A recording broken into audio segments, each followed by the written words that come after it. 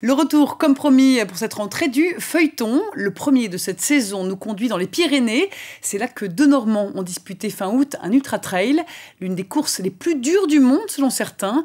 160 km à parcourir en moins de 50 heures avec 10 000 mètres de dénivelé positif et 11 cols à franchir.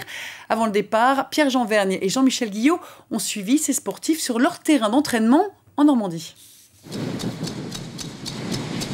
C'est un petit coin sauvage au nord du Cotentin. Goury, paradis des promeneurs et des photographes. C'est aussi le terrain de jeu préféré de Fabrice, un fondu de course à pied d'endurance. À 270 km de là, Étretat, ses falaises, ses touristes et Sophie. Avec Fabrice, ils partagent la même passion pour les trails, des courses longue distance en pleine nature.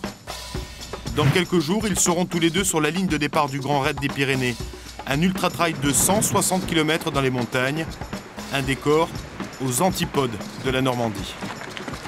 Alors ici, c'est ni les Alpes, c'est ni les Pyrénées, c'est pas du tout le même dénivelé, c'est légèrement vallonné, on va dire.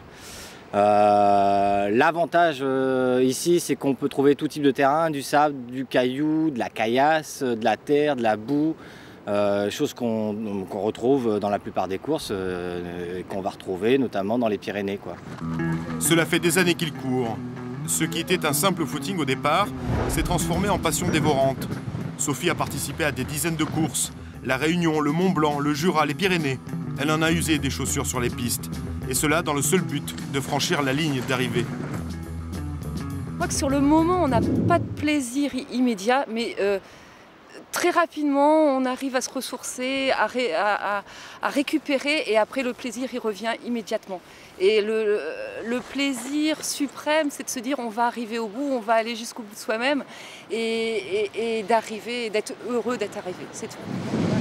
Il y a quand même un côté maso dans ce sport extrême. Dépasser ses limites, apprécier l'effort, il faut un sacré tempérament pour se lancer dans ce genre d'aventure. C'est une manière que j'ai trouvée pour apprendre à mieux me connaître, à mieux connaître mon corps. Alors moi je pars toujours dans cette idée que je trouve un petit peu aberrant qu'on s'intéresse plus à la notice de son téléphone portable ou de sa voiture sans vraiment se pencher sur ce qu'est notre propre corps, comment il fonctionne, de mon point de vue. Enfin, en tout cas, pour moi, c'est la base, quoi.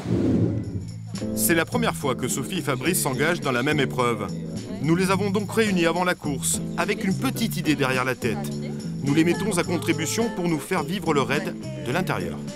Donc le truc, c'est qu'on va tourner avec ça. Ouais. Pour filmer, alors si tu filmes comme ça va bouger, quoi.